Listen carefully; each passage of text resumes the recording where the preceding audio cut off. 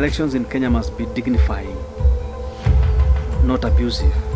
When there is no peace, women are the people who suffer a lot and children. Because some of them can be raped. Polisi wa Kenya wanadhulumu sana wananchi. Ukishikwa na polisi, you are guilty till proven innocent. We are working with the police closely so that the mwananchi can get justice. There is only peace when there is justice.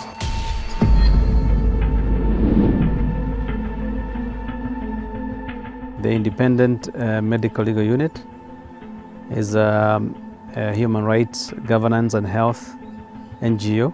Our mandate is to protect all citizens against torture and other forms of violations. We are tired of dictatorship, control, tribalism. Kenya's general elections are held every 5 years. Previous elections have been marred by sporadic violence, save for the 9th August 2022, which was the most peaceful election after the 2010 constitution. 2022 election was fair.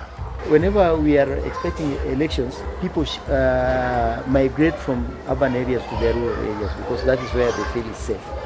But during the last elections, we engaged them, talked to them about maintaining peace during and after elections. So we made a deliberate decision to be upscaling our efforts to monitor human rights violations, but also to try and prevent during the elections year. The way I was engaged by IMLU in this project was by being trained on peace initiatives that were directly implemented in the community before, during and after the election. In the meeting we were taught more so of how we can interact with others to bring peace and how we can come closer to the police officers so that you can know them as also human beings, not to be a threat to us. Despite the voting process, Kenyans have understood that despite all the tribes living in Kenya, we are brothers, we are one nation. And we'll still meet each other. So we just vote and accept and move on. Previously, people did not understand that the choices we make in general elections are individual, but we need to coexist peacefully and respectively. Tumekuwa na initiative kama Mbogi ya Amani pale manyumbani. Tumekuwa na bunge baraza. Kwa hivyo tukiandaga pale kitu ya maana yenye watu na advance. Hata in as much as tunaweza kuwa tunaongea siasa na kila mtu anaweza kuwa na maoni yake tofauti, lakini kile kitu cha muhimu yenye sisi huwa tunasema ni amani lazima ikue. In the past two general elections, 2013 and 2017, cases of excessive use of force by police officers towards civilians were reported and documented. Mimi nimekuwa mmoja wa victims wenye wamekuwa victimized na the police. Juzi tukiangalia mtaa yetu walikuja, hata ukiangalia mkono wangu hapa hivi, alama hizi ni alama ya pingo. Tuna that cohesiveness na polisi. Polisi siwezi sema ni watu wazuri sana, kwa sababu polisi ni mtu mwenye hata akinipata roundabout, hata kama atapata pikipiki yangu nimeweka insurance, nimevaa reflector, polisi lazima atanitafuta makosa. Polisi amewekwa kulinda mwananchi, lakini polisi wa Kenya wanadhulumu sana wananchi. In Kisumu, being Kisumu is well known as a hotspot, IMLU came to this society and we had some forums with the police and the community. So we discussed the issues that bring the chaos. Polisi wakitusikia na the security agency wakitusikia, then I think hapo ndo tutaanza uhusiano mwema na polisi and we can spearhead that agenda of peace.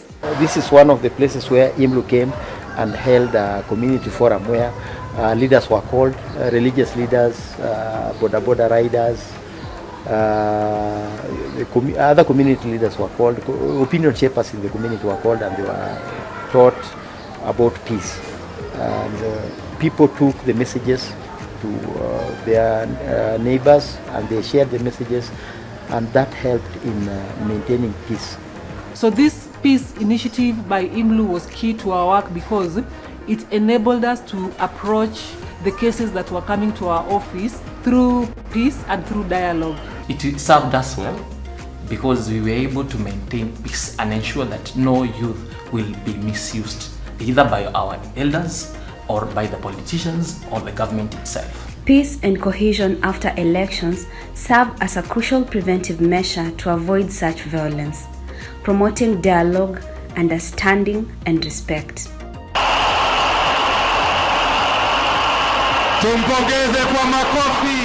The realization that election is an event, it is not a life thing. So if you realize that this is something that's coming and going, then you don't have to fight about it. Let it come, let it go, and we coexist peacefully, respectively, and we move on with life. Unasikia saa zingine wanatupa mawe kwa polisi, na polisi pia wanatupa tear gas kwa use. So we talked to the police bosses and we told them that this time we don't want the tear gas, and the youth, we don't want the stones. So can we work together? That's how it happened. Religious leaders, civil society organizations, and other stakeholders continue to contribute to the peaceful resolution of conflicts and the avoidance of violence. This is taught in every denomination, every religion, same thing, peace. After being sensitized by IMLU, I personally and other people that were sensitized on the same day, we went to the women groups, we went to churches, and we spoke about peace and why we need to maintain peace during elections. IMLU continues to work together with other civil society organizations to advocate for the respect and protection of human rights, ensuring that all citizens can exercise their democratic rights freely and without fear. IMLU actually wamekuwa walimu wazuri because from the initiatives zenye tumekuwa na IMLU ya mambo na peace na conflict mitigations, nimeona positive impact kwa mashinani pale majumbani penye sisi tunatoka. Watu wameanza kujua umuhimu wa amani. Watu wanajua wakiwa na mambo na conflict, how do they resolve them? Inaitwa alternative dispute resolution mechanism. Mimi naweza sema kitu yenye imechangia sana kwa kuleta amani ni hiyo IMLU. Imechangia sana, pale pakubwa sana kwa kuleta amani hii Kenya na hii Kisumu as a whole. I would also want to imagine that IMLU would initiate such kind of a program to school-going children, because school-going children teach a lot and they learn a lot. So if this is something that is also taken to the schools, our children would learn to coexist at a very early age. We must approach elections in a manner that recognizes human dignity. That elections in Kenya must be dignifying, not abusive. So that when we prepare for elections, we prepare with the human person, regardless of which party they support or what view they hold. We must have the human person at the center of electoral preparedness. IMLU has a toll-free number 0800721401 that Kenyans can use to report cases of violations.